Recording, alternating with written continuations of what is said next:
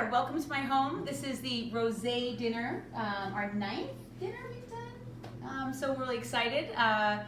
If you're having this at home, Jen Alderton with us, and Chef Gabe, our chef at Rioja, and Matthew, who is our producer, director, and valet parker, basically everything Matthew does. So today's dinner is my favorite because people who know me know I'm solar powered, and Rosé is another form of energy for me.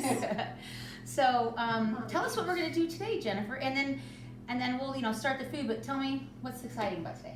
Well, rosé is a category kind of can get lumped in, and there's just so much different variety and diversity among all the different types of rosé of the world. Today we're going to talk about some from Spain and Portugal, of course, from Olé and Obrigado, and we'll have bubbles, we'll have rosé that's a little bit still effervescent, we'll have dark colored ones that taste very bright and light colored. So we'll just go a little bit on a rosé journey, some different styles and flavors, and of course food to go along.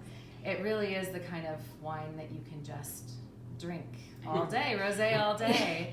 High and acid. all year round, too. Year round. You don't have to wait till the hot weather to drink rosé. I call it a winter white. Yes. I really do, because it's got a little more weight and some body to it, which you're looking for maybe in colder weather with heartier foods. But it's still got that acidity and it's still refreshing, so it's a great winter white. Okay, so what are we going to start off with? We'll start with Navaron Brut Vintage Rosé. So really just one of our best finds. It's vintage, which means quality, means the producer has to pay attention to what happens that year. You can't blend in other years. And a non-vintage means it's blended among different vintages, different years. And most bubbles and sparkling wine is non-vintage. Is that most okay? Is, Yeah, most is yes. non-vintage. So most is a blending to get a certain flavor profile, right? And to keep a consistent house style. So big producers, it's very consistent. You know exactly what you're going to get. If you get their non-vintage, every big producer, Mum has a mainstream non-vintage. Veuve has a big non-vintage that's the yellow label. There are a lot of well-known, and most Kavas as well. So what's special here is that this is a vintage Kava. So this is 2019. This was harvested and made the same year that all the grapes we'll taste came from with the still wines. But then it spent a year and a half on its lees. We did a Kava dinner and talked all about the process of making Kava. I saw that. Yeah, hopefully you saw it. And if you didn't, you still can look us up You still on the can YouTube look it up. channel. Yes. And so Kava has to be made like champagne, with contact of the lees, second fermentation in this bottle, disgorging. If you're interested, go back and get our Kava dinner. Okay. So quality, sparkling.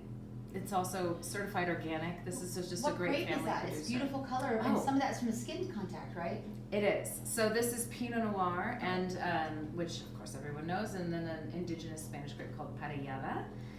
And they're blended. So there's a little bit of skin contact, and all of these wines will have that element where the skin contact draws out the color. So imagine you crush a red grape on your white pants. You better get it off pretty quickly, or else the grape skin will stain. Try not to do that. Yeah, I'm gonna be careful.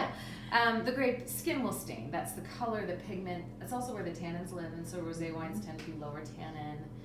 But you do also get some really pretty flavors and aromatics from that skin contact. The aromas live in the skins. Not all, but most. So we'll have a little bit of that, and it's fun to see what colors come from the different types of grapes too. Well, while you're pouring that, I will start our first course with rosé bubbles, and this progression of this meal is, I think, really fun. We're going to start with beef, some Wagyu beef tartare, though, which I think will go great with the bubbles. And most of this is ready. You have a little bread, a beautiful caramelized onion brioche that our baker Eric made, and we're going to first start by just toasting that bread. So get a pan on. Oh, and by the way, I forgot to mention some of our housekeeping things. So while Jen's pouring, I like to pull all the mise en place out. And if this is your first time joining us, we have things color-coded by dots. And you'll get a little sheet with home cooking instructions. Oh, go ahead. Professional. See that? No noise there. You'll have all things arranged by dots. And each color dot goes together. There's also home cooking instructions in case some of this is a little confusing. And we always say, check out the video the first time, and then maybe make the dinner a second time while you're watching the video. That can be fun. And you know, we don't need a lot of mise en place. I did turn the oven on in case we want it on, but I don't even think we need that. We just need a couple of pans and a tray, and we're gonna get going on this, because as we're working into the summer, the food is getting a bit lighter, you know, we're getting seasonal, we're keeping it kind of in that manner. So basically I have a nice pan here, and I'm just gonna toast this brioche in a little neutral oil, maybe a canola oil, and if your pan is too low, your bread will just absorb that oil. So it's very important that I check the corners, see that? And you can see the bread's bubbling, it's sizzling a little, and that's super important. And now I don't want it to burn, so maybe I'm gonna turn this down. And I have a little spatula. It looks nice, turn that over. And I like to give a little sprinkle of salt on this bread. Everything needs to be seasoned perfectly. So once this is toasted, I think it's fine as is. If you want it a little crunchier, you can just pop it in your oven and dry it for a second. I'll toast this other one too, so Matthew can have some snacks, and Jen and I don't hog all the food. But how do the bubbles taste? Well, I thought I'd wait for you. Okay, what's yours? Cheers to number 9. Okay. So you can smell that kind of Pinot Noir classic perfume, red fruits. Saving me from burning bread. That's great. Okay, so we have Wagyu Tartare. I'm going to sprinkle a little of the Maldon salt on here, which you're given, and we're going to use some of that in another dish too. And then we have our kind of aioli sauce that we've made. We've made it from aioli, a ton of caramelized onions. I know, Chester thinks this is going to be really likes good. this sauce. Caramelized onions. Mix this up really well. There's a little bit of fresh parsley in here. There's a little bit of fennel in here for texture. Lots of good whole grain mustard in here. A little Worcestershire sauce. So I'm just going to taste this to make sure there's enough seasoning on here. Tastes good. And then we're going to put our bread down and put a little dollop. In fact, actually, I'll take this off the plate to make this a little neater. So I'll put this on our bread, and I'll kind of stack it up. And I have my little spatula here. Because you wouldn't want to, I didn't want to mess up the plate, so I want this to look go pretty. easy on the tartare. Put plenty on Heck there. no. But I like to make this look nice by using my spatula to make it look like the shape of the bread. That's kind of where I was going with that. And then we have these crispy shallots, and they're really great for texture and flavor. And then the other component is the pickled rhubarb. And we've pickled this rhubarb in a little red wine vinegar, a little sugar, a little fresh thyme, a little bay leaf. And we're just gonna kind of put this on the edge so it doesn't cover up the top of it. But you can get a bite with every bite, you know? I love this presentation. At home, I sort of take a spoon, plop it on top, the next thing on top. What a great idea. You're sort of like Gabe's making idea. art, edible art. Was it? Yeah. Good idea, Gabe. Gabe's pretty awesome. Gabe is pretty awesome. Okay, so then I'll put this on our plate so I have the plate nice and neat. You know, not being a savage here. It's not a complete savage. And then these fennel fronds are delicious, but they also just look kind of pretty falling off the plate, I think. So I sometimes like that look where it's not perfect, but it just kind of falls off the plate. So this is the simple steak tartare, which is delicious. Okay, so a little bit of corner. What the a pickled rhubarb treat. is tart, because you know rhubarb is so tart, but I think the steak tartare is kind of rich, so. Well, and it is. And this, you said this is Wagyu beef tartare, and it's perfectly diced cubes. Again, at my house, it's kind of a few. Well, no, I don't, because I don't make steak tartare at home. It's I just not don't that have the hard. confidence, but you do. It's not really that hard, to be No? honest, no. Just patience with the cutting. You know, And the good meat, right? Good Good quality meat, meat. and we start to partially freeze it, Oh. and then if you have a sharp knife, it's really easy to dice. Wow. But a nice way And to the wine start the just- meal. And I love how it just cleanses the palate. So this is steak, but it's so light. Yeah, exactly. And it's quite, the herbal notes. I love what you've done with the pickle with the ruby. Yeah. Can we do a pickle? Yes, we can. All right, so for our next course, which I'm extra excited about, all these dinners that we've done, Jen, Chef Gabe and I, we've made new menu items at Rioja, and the Did this one make it to the menu? Yes, it's not there yet because we're gonna make it's a cornbread panzanella. Okay. And I think this is Matthew's idea. Matthew's the one who yelled out cornbread. And I'm excited to taste it with it because so you make your cornbread a little bit sweeter or more savory? How do you like to make your cornbread? just right. Good answer. But yes, we start with perfect and then we go from there. Okay? And then we fine tune. But this is our classic cornbread recipe. This is actually on the menu at Stoic and Genuine because we have a great one. And actually, this is where the oven will come in The ones handy. that come in those little. Yes. Oh. So those are we've addictive. toasted them for you, but I'd like you to re-toast the bread a little bit in your oven. We'll start with that. Hopefully they'll be crunchy on the outside but soft in the middle still. So we'll just toast that a bit. So it isn't stale, it's fresh, it's just been toasted. Yeah, I mean, typically panzanella is a use of old stale bread, like raviola soup, bread soup, or things like that. You know, they're a use of old bread. But now we would like to have cherries, so I'm showing you the demo with strawberries. Our rep says cherries are in next week. We're filming this 2 weeks before the rosé dinner, guys. So whatever I say with strawberries today, cherries will be in your package at home. And so I just want to let you know. And I think the strawberry will still go great with this, but this particular wine in Nordico, I thought the cherries had a kind of a deeper flavor, you know? A more, I don't know, obviously cherries have a different flavor than strawberries, so I thought that would be better with this particular wine. It's a bigger flavor. Yeah. Like kind of meatier and not in a, you know. Yeah, so tell us about this while we're Okay. So I mentioned before that we're going to be talking about some fun, maybe juxtapositions between feeling of the wine in terms of lightness or heaviness and color of the wine. So you look at this, and if you get several of the wines, you'll notice this is by far the darkest of them.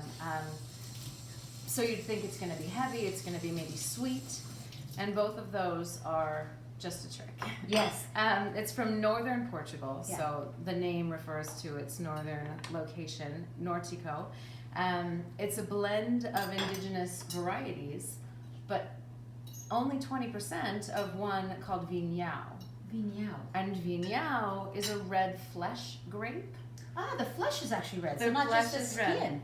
Mhm. Okay. So let's go back to that red grape we unfortunately smashed on our white pants before. If you pick it up quickly, because the flesh is white, you don't get stain on your pants. Maybe. Yeah, if you're lucky. But with this one, you'd be destroyed. You may as well dye them. So Vinhão, you cut into it, and the inside is dark red. It's a type of grape called Tinta Rare, and I think they're 4 in the world. I was going to say there's not many red flesh grapes in the world, right? It's not common at all. Okay, no. yeah. And the skin contact is incredibly quick on all of the grapes that are blended in here, including the Vinhão. But even then, just by pressing it, at 20% of the blend, you get this color. Yes. So imagine how red it must be. Yeah, they must be completely just crazy. So Nortico, there's a little map here, and Okay. we'll give you one for those of you following along at home. Way up at the top. Yeah. It is an indigenous local variety. I mean, there's Alvarello and Pedal in here as well. So we're working with stuff that's local. There are many local varieties, indigenous varieties in Portugal and Spain, and it's kind of mind-boggling. The numbers, like hundreds and hundreds, that most of us just haven't ever heard of, and they're so delicious to drink. Well, let's taste it. Okay. I can't wait. And I think I'm good. Yeah. You are. Good. I've And- been lagging on the rosé, on the. And then we'll taste this, and I'll talk about some ingredients real quick. Oh, it's so good. I love this. So much Just so flavor. bright and kind of jumpy, and I think cherry's a And the great fruit call. forward. Yeah, and I really want that fruit. So, and a little bit of that fennel, maybe, is what I want. A little bit of fennel, a little bit of that I cherry. like how your brain just goes right to the flavors that go with it. Yeah. Just calculating Exactly. the dish. I am. It was so fun that night to watch you guys brainstorm. Most of My the dinners favorite we've thing. done, I haven't been able to taste with you because of I COVID. know. But So I we're got all to- vaccinated, and we're all happy. We're all and vaxxed up, and we made it vaccinated and through. happy. So it was so cool to watch Jen and the whole team. There's just brilliant minds all around, and you all have such great ideas, and I just got to sit there and say, oh, that sounds great. Okay, so speaking of fun ideas, I think Matthew I felt like, I can't remember, Matthew gave me the idea for this or something, and cornbread panzanella. So we make a beautiful cornbread, and then we have a rosé vinegar, that makes this really nice dressing. And in this case, we have a little strawberry mixed into this with little shallots, but we're gonna be using a cherry. And then we made a cornbread puree, which is a secret proprietary recipe that I don't know if I'm gonna tell you how to make it, because you're gonna love cornbread puree. And so what I'm gonna have you, we're gonna smear that along the side of the plate. And if you want, you can do like my grandmother that. And lick Is the this spoon. your cornbread dough? Is it? It's not dough. It's not dough. I know you think it is, but I'm not telling you, Gabe. Don't tell her. Don't tell her what it is, Gabe. Yeah. No, please don't. Please I don't even know. I know. tell me later. I'll tell you later. Okay, so then we're gonna take our cornbread, and basically we're just gonna take almost everything else and mix it in here. The fennel, the strawberries and/or cherries, the tomatoes. We have, and the tomatoes and the cherries are gonna go great together. We have tomatoes that have been blistered, and we have a few fresh tomatoes too. I like the flavor of both of them. When I was making this dish with Chef Gabe, I was like, how should we have this? Should we have it with fresh tomatoes or blistered? And I like them both. So This you mix is it. that Judith Farms sheep and goats Meredith, and I always call it the wrong name. Thank you. Out of Australia, I do. I have a block.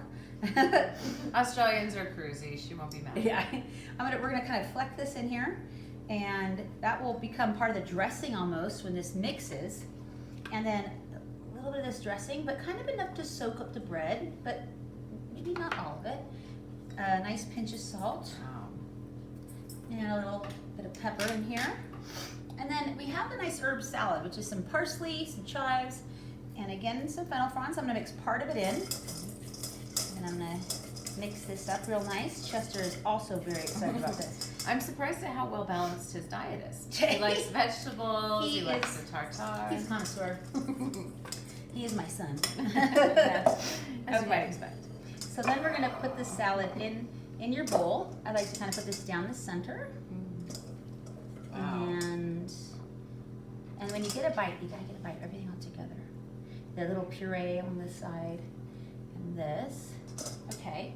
This is just screaming springtime to me. Yeah, so we're gonna wait till corn comes a Ready little to bit more in jump in. season, and then we're gonna do the salad with some corn. And then we're gonna put it on the menu at Rioja, because we just love it so Oh. much. Okay, so this is fantastic. I'm so excited. We put out a special last weekend at Rioja, and I think everybody loved it. So let's see what you think with this wine. Okay. Okay. A little bit of everything, so Yeah. I'm not just being Yeah. greedy. Not just being willy-nilly. I'm following instructions. Right? Very Perfect good. bite. Perfect bite. Love it. I love it. But it's Chester's a big like, bite. can I please have a perfect Oh yeah, bite?" Matt. Please take photos. All right. What do we think? Mm. Cheese. I forgot the puree. Mm-hmm. Can't forget the period. I know, I'm going back in. Mm. Oh my gosh. I think it's really fun. Mm-hmm. Savory, a little creamy, and it goes great with the wine. The herbs are bright, a little tomato. You know, it's like you said, it's fun, kind of summery dish. Mm-hmm. This is delicious. The fennel and the puree, and every little detail. But having a sip, Mm-hmm. I'm thinking to myself, oh my god, it is cherry. Yeah, cherry. Yes. I know it is, and it's going The to be strawberry's cherry. amazing too. Everything's delicious. For them today, they came. She's like, we're getting them in today, so Yeah. literally. I was like, We'll can have I them get tomorrow. some now? Do you have any No samples? such luck. But it's going to be absolutely perfect. Exact same preparation. Yum. And the vinaigrette will be with cherry. It'll be cherry garnish, and it's going to be so perfect. So by the time we have the dinner. Exactly. So I get to try it that way too. Yes. All right.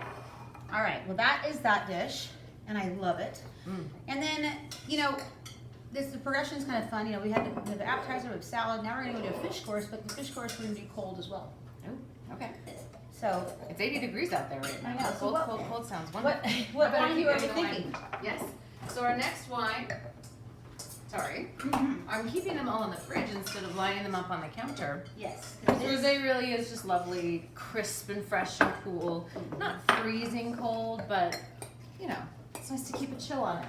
Exactly. So our next wine is called Manzanita, Touriga and Rose. So we did a wine during our New Frontiers Portugal dinner, Mm-hmm. which was also 100% Touriga Nacional, same as this wine. And that was called Touriga by Nua, and it was made by a really cool guy called Antonio Manzanita. Well, I made mention then of, I'm sure that I did, of his sister Joanna. And this is from her project in the Douro. He'll say he's assistant winemaker. She will say he is not.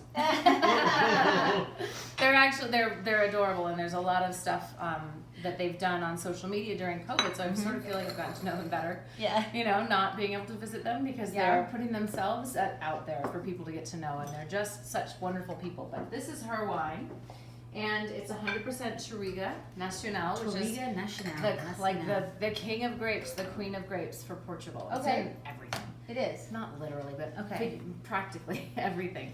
So this is 100% grown in the Douro at about 600 feet above sea level, which is pretty good. You're up off the river, and the Douro, of course, runs right into the ocean. So none of it's very high. Pure schist soils. She is very hands-off. Oh, thank you.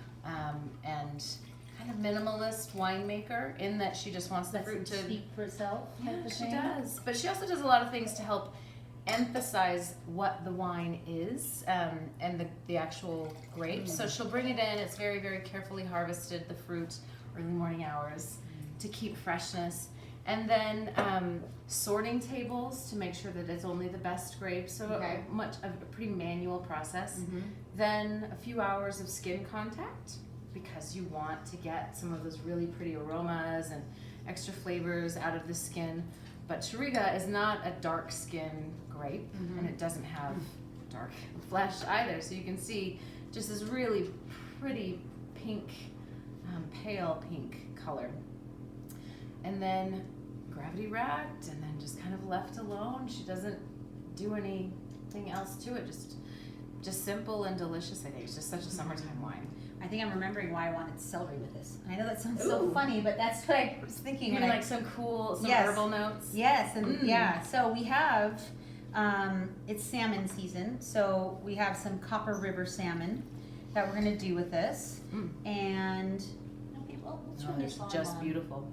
So low, I think, yeah. So we have some Copper River salmon that we're gonna do with this, and we're gonna put it in our bowl. I want you guys to put a nice pinch of the Malden salt on that once again.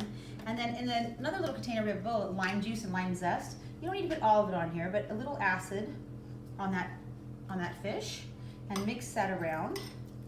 And that's gonna go in the bottom of our bowl. The next thing that Gabe and I have done is we've made like a little celery and thank you, Gabe. Did I not bring that? Oh, I might not have brought the diced celery. Oh, thank you, Gabe. See, Gabe's saving me again. So remember to gather up all of your orange dots thank for you. this course. Thank you.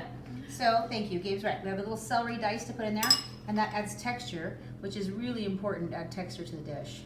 The salmon's delicious and firm, but the celery just adds that crunch, And salmon's so creamy and silky. Yeah.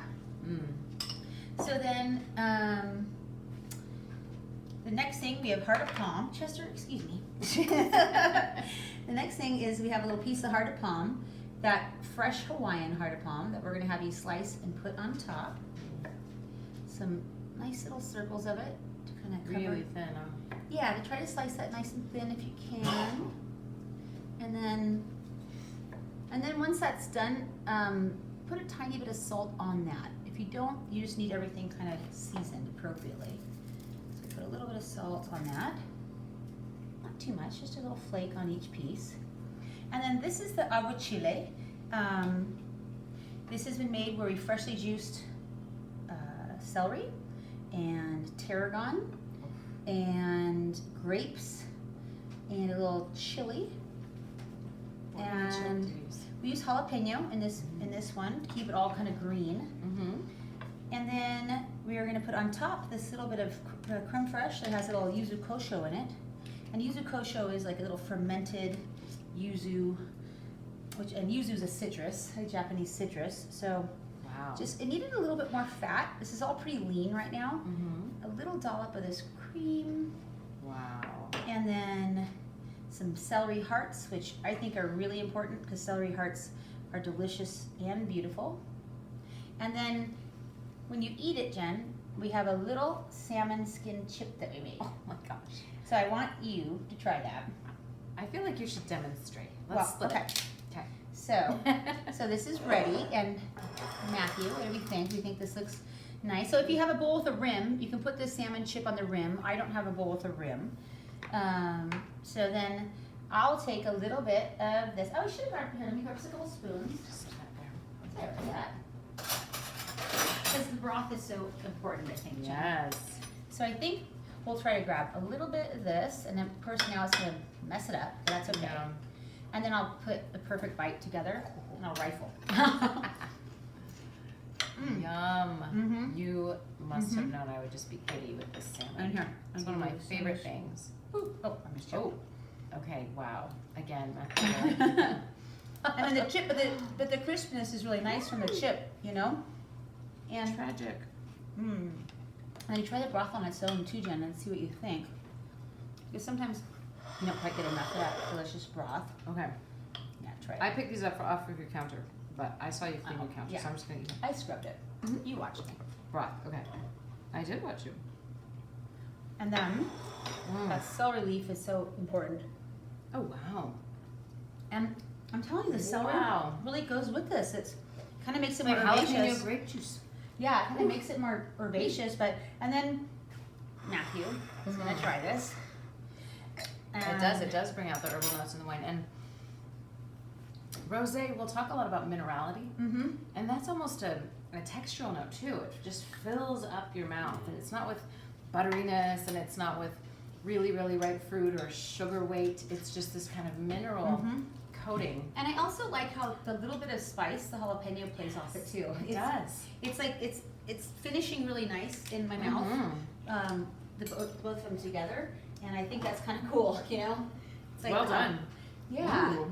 And the salmon chip is so fun, like the chip, and so for the salmon chip, It gives a lot of fat too. it does. The fat and the crunch, so it sort of makes it even. And that might scare some people, More but don't full. let it scare. It's not like Mm-mm. super fishy. I know you think, oh, that must be terribly fishy and horrible, but it's not. We buy fresh, beautiful whole fish, Mhm. and Gabe scrapes the whole skin and takes all the scales off, Thank you, and he Gabe. scrapes the inside, and like he Yeah. makes this beautiful. Then he dehydrates it overnight, and then after he dehydrates it, he fries it at I think 400, and it just the subcutaneous layers just puff.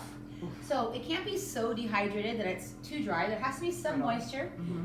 because the steam is what's gonna make it puff. So it can't be too like a lot of people when Wow. they try to make these puff things, they get it too dry. Uh-huh. But you need some moisture for that puffing action. You know, it doesn't even taste like salmon skin. Yeah, it just tastes like a chip. It Yeah. tastes like a chip, like Yeah. a little puffy crunch, you know, the type of thing Mm-hmm. that you might expect to come with a dish That's like where all this. the good The salmon skin's just omegas such an extra and little the fat chip. is in the Yeah. skin. Yeah. But I also love that you're using all of- Everything. you're using the animal that you receive. You're not The just whole throwing thing. a bunch of stuff out. That's Yep. great. No, and that is actually one of the things that at Rioja and all of our restaurants in our group we really try to do is, you know, respect the animal, the Mhm. fish, the product that we have by utilizing as much as we can. You know, so if it's Parmesan rinds, you know, we don't throw Parmesan rinds away. You know, we make Delicious. yeah, we make a Parmesan steeped Mm. milk that turns into a Parmesan sauce or Oh. eggs Benedict or you know, Oh my gosh. yeah, whatever it is, we try to use it. I think that's wonderful. Bravo to you guys. Well, it's important. We really do feel like we're stewards, just like I know your winemakers do. That's why I think like the collaboration that Ole and we do is so perfect, is because I feel like the same, you know, thought process of take care of the land, take care of the grapes, highlight its beauty, don't Yeah. cover up the beauty. It's a long-term project. Yeah. Yeah, that's one theme. And Joanna, actually, I love to tell the story, and I forgot to tell it. But Yeah, tell it. so she rents her vineyards. She's got her winery, but she rents access to the vineyards. So Okay. she finds farmers who are growing grapefruit. The whole Douro River Valley it's a UNESCO heritage site. It's Oh, the really? The whole world's River Valley? oldest DO, the world's first officially The world's legally first? yes demarcated zone Wow. of production for wine. Like they said, look, if you're gonna call it Douro, it has to mean something. So it became a legal designation. Okay. First in the world, of course. Now we have Bordeaux and Burgundy and Chianti. We have many. They've all gone that way, but the Douro was the first. So you can imagine, not a lot of land not planted in the Douro. But port production drives most of the business there, Yes, and you exactly. need really, really ripe grapes, which typically happen closer to the river. It's hotter and more reflection off the water, and you just get hugely ripe fruit. But there are farmers that grow up higher that they're not classified as preferred sites. So Joanna often works with them because she wants grapes that are a little more expressive and not quite as heavy and ripe, not destined for port. Yeah. So she'll find a farmer and say, look, I really like what you're doing. I like the way you farm. She looks for sustainability and, kind of a longer view, traditional methods. And so what do you charge per kg for your fruit? And they'll name an answer. And her policy really is to name a higher price.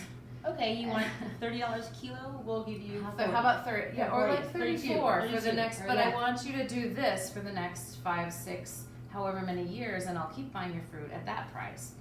Because not only does she want to encourage them to do what they're doing and be happy to do it with her in mind, she also wants to show the younger generation that this is a noble profession, growing grapes of high quality, and maybe not always the easiest choice, but always the best choice. And if you can make a living and have some pride in what you do, then there's less chance that the younger generation, many of whom are leaving, will continue to do so just to move to the cities, and it's more hip and more fun. Imagine being 12, just full of angst, and you live in small, rural Douro, Portugal, and you just want to get out. So if your father's business is doing something, then maybe you consider.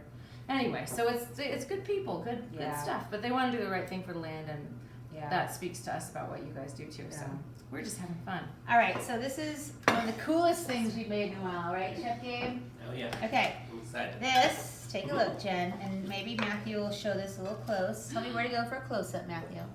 This is our sausage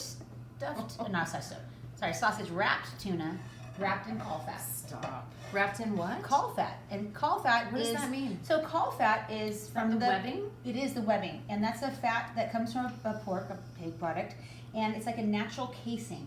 So it's used in sausage making instead of like a sheep's intestine or something you pipe sausage into. This is what's used for a crepinette or a loose type of sausage sometimes. And basically you can wrap it around and it melts away when it cooks, and we'll show you because it'll happen. It's just fat with the tiniest membrane. It'll melt away, but it'll keep all that juice inside. All the sausage juices, everything will keep inside, and it's actually a delicate thing. So I will talk a little bit more about this one thing because I want it to be perfect when you guys get it at home. So what you're going to do, you're going to start with this. So we've made these beautiful little tuna packages for you.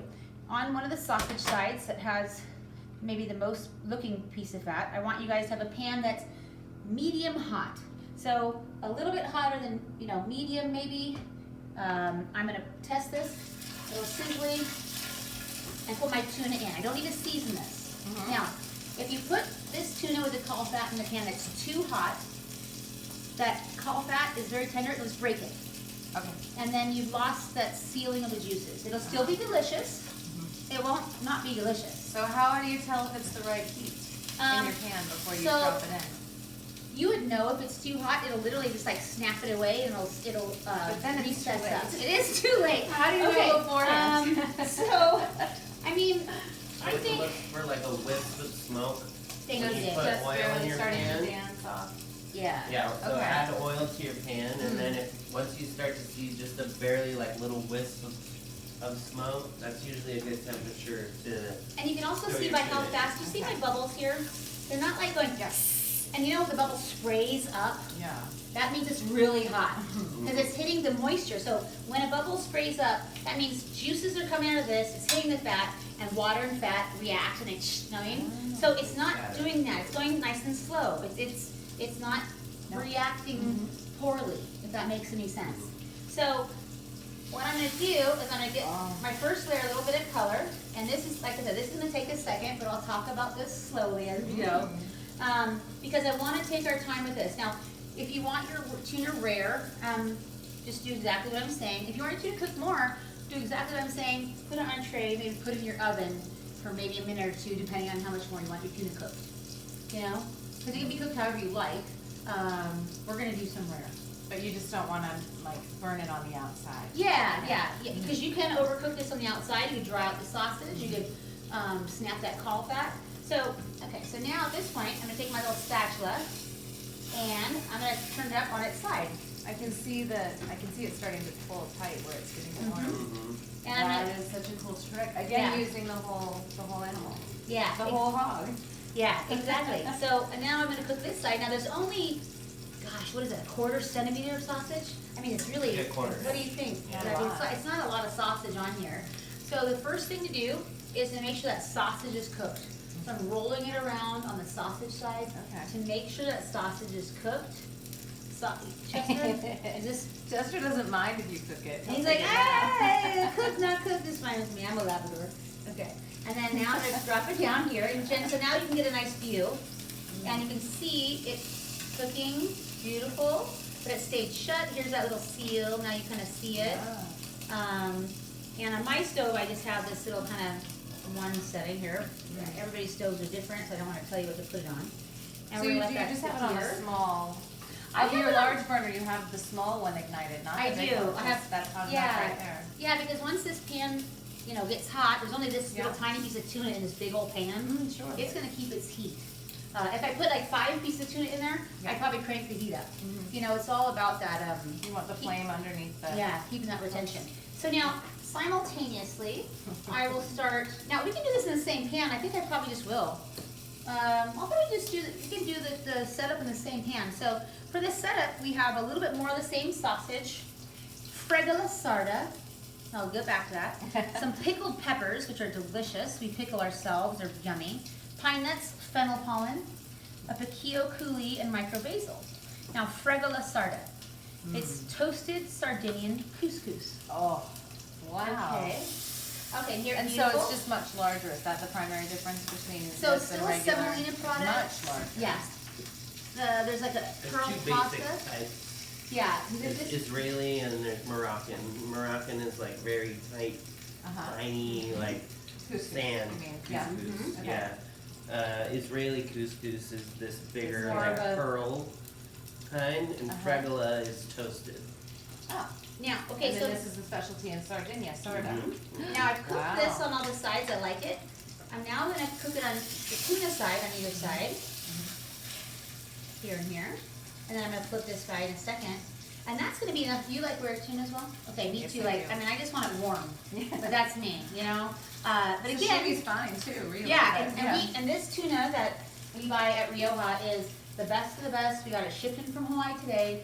It costs us $29 a pound. It costs us $29 a We get it pound. okay? overnight. Yeah, we get it overnight. It gets flown in. Yeah. Only the best. Swims over. Yes. So, Wow. so I'm gonna roll that over. You get seafood deliveries every day? Every day Yeah. but Sunday. Well, okay. Yeah. Yeah. That's pretty good. Yeah. Now we have some fat coming off this, and I am actually gonna pour some of this fat off here. Let me use my other spoon. And what did you just drop in? I dropped in a little bit of sausage Ah. to make the setup, and I'm just gonna quickly pour a little bit of this excess fat off. We don't need all that fat. It goes back on. Okay, so here's our piece of tuna. We're almost done with it. I like that.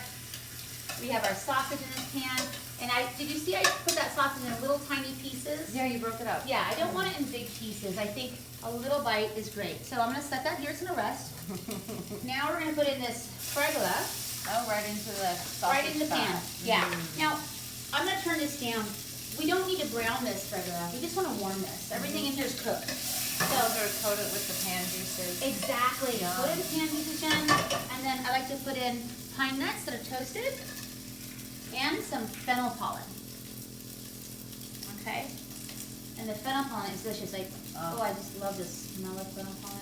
Do you enjoy that? I do enjoy that so much. Yeah. Mm. And it's good in so many things. Okay, and then a pinch of salt.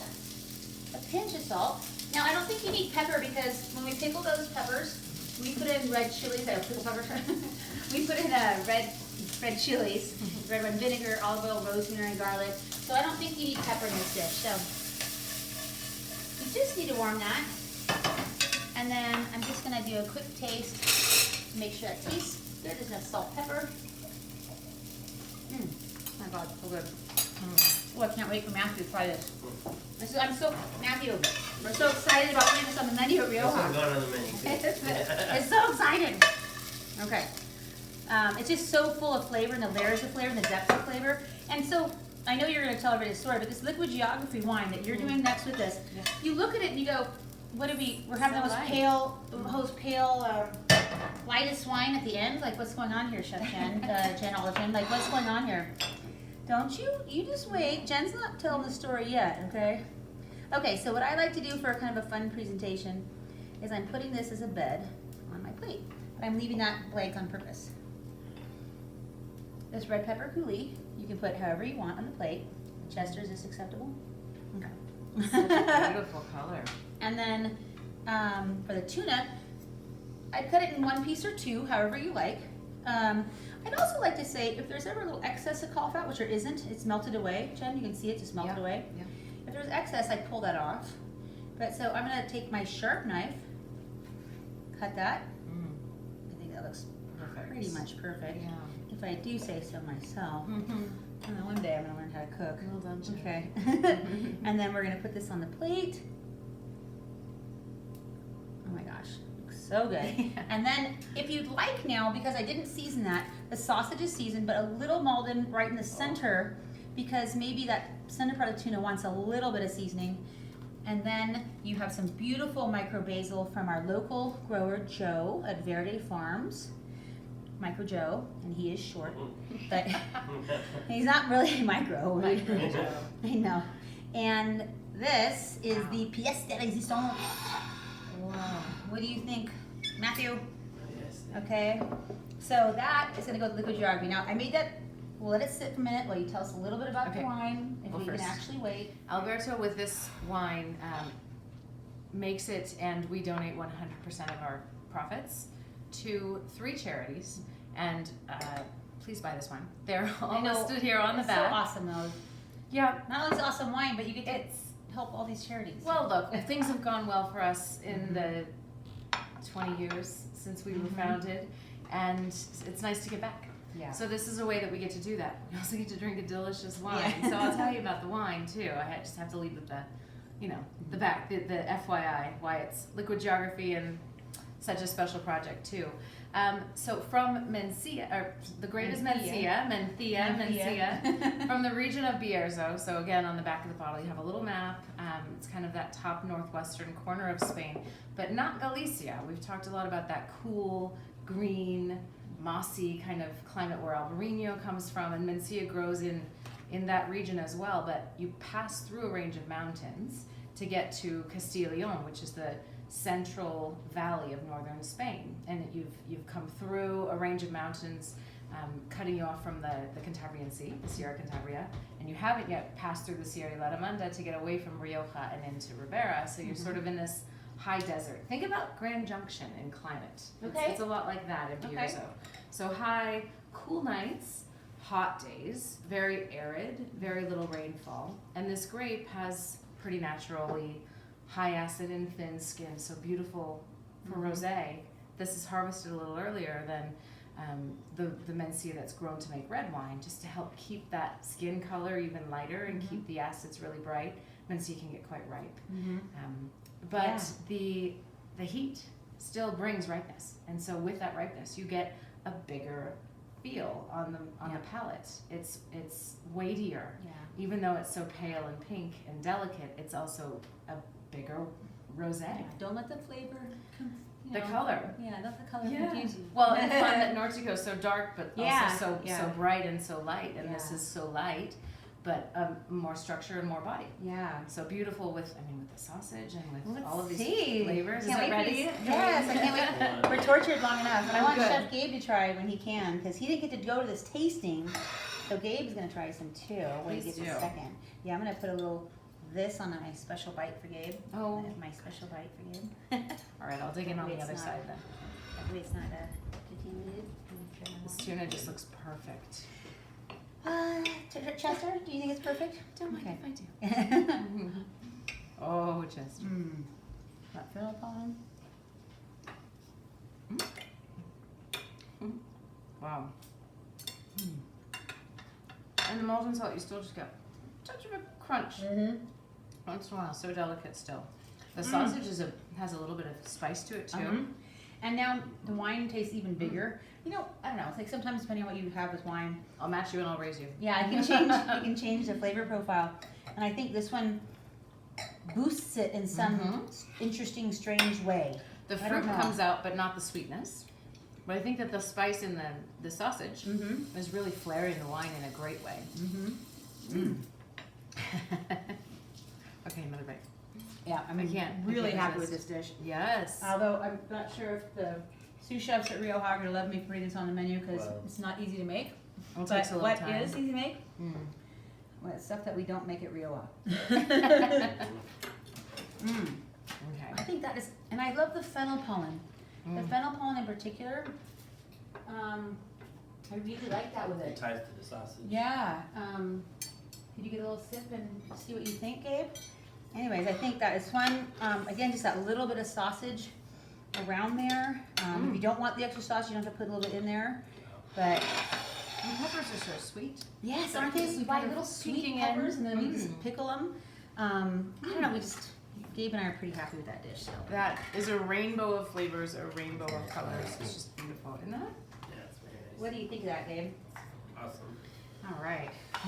Okay, so We should be cooks. we should learn how to cook one day. Everyone go out there and buy some liquid geography. Yes, Give it to friends. the charities. Good karma, good flavors. Exactly. The charities are wonderful. Exactly. Yeah, we have the TJ Martell Foundation in their search for a cure for cancer. Also involved in a lot of music programming too, so very, very near and dear to our hearts. We also have, well, it used to be with the South Bronx Education Fund, but unfortunately with the pandemic, they have not continued. Oh, And that's so- sad. Yeah, It yeah. really is. It is sad. But in their place, we've decided to donate those funds to a charity that you'll probably know called, oh my gosh, Sheriff's Train? you know, Jose.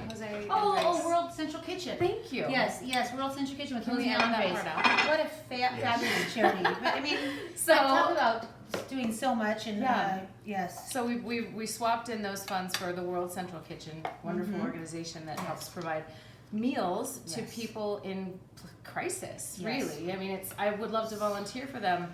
I can't do that here. I just need to go someplace where there's a crisis because they're Yeah. there. They're mobilizing to feed great food to people, to bring, hope So much good in work. areas. They during the election, after Puerto Rico. I mean, you name it. hurricanes, exactly. Houston. So they do a great job. And the third charity is called Wheeling Forward, which is founded by a guy named Yannick Benjamin.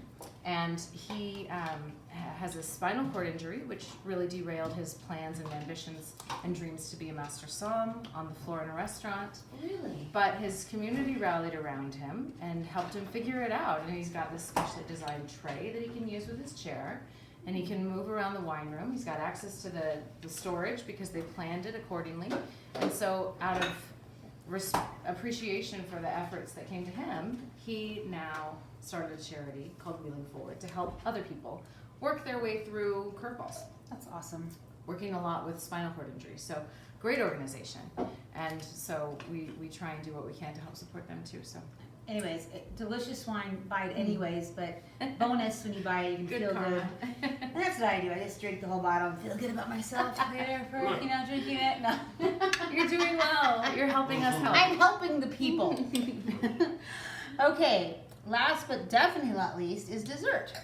Ooh. And this one, we were thinking about sunflower seeds and sheep's milk cheese. Ooh. You're like, what the heck's going on here? So, this is like a mini piece of sunflower seed baklava Oh, yes, please. with lemon and honey and sunflower seeds. It does And look like baklava. Well, it's made like it, except for Yeah. not as many layers. And longer. Yes.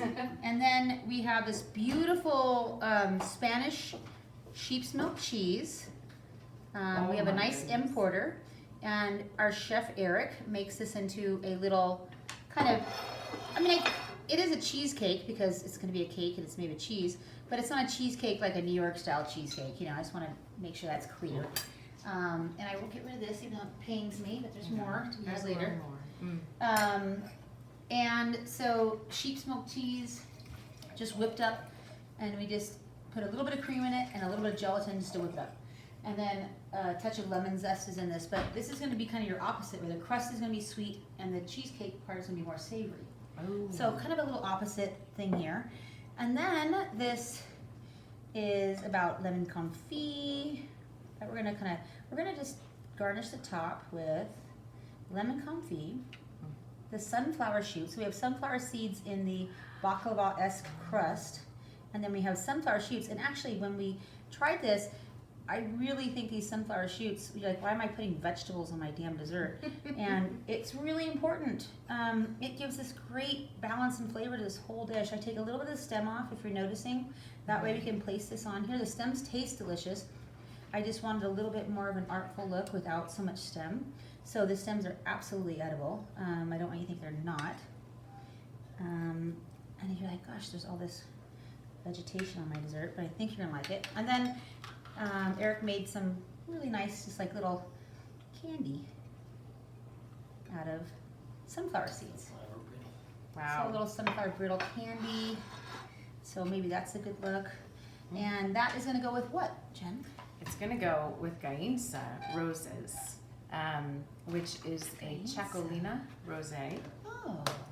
Now I remember the group sort of scratching heads and going, we could do this one last. Because it's, well, you'll taste it when you get to it, but it's just got this really, again, bright acidity. It's from just outside of San Sebastian, so along that northern Cantabrian coast. It's a surf mecca, really. Beautiful, beautiful tubes in the surf and beautiful vineyards up on the hill, and it's one of the highest concentration of Michelin restaurants in the world. Nice place to be. So Gainsa is from a family producer. They make a few wines, and this is a blend of local grapes again, Ondurabi Belza and Ondurabi Zuri. Wow. They're in Basque region, so an entirely different language. Yes. Lots of X's and T's. Yeah. Not a lot of consonants. Things you can't pronounce. At least I can. Chacolina is the name of the region, and also the style here is for a little bit of effervescence to remain in the wine. Oh, so yes. it's Okay. extra sort of lifted, and you'll only notice it with just a tiny little bead of bubbles around the edge, and when you open it you might see some bubbles rising to the top. That's because when they do the fermentation, they keep the wine in the tank at a very low temperature. It's a Okay. controlled temperature fermentation. So one way you can get bubbles in is to force the CO2 back into the grape, to the wine. Another way is to, the colder something is, the smaller the bubbles are in the CO2.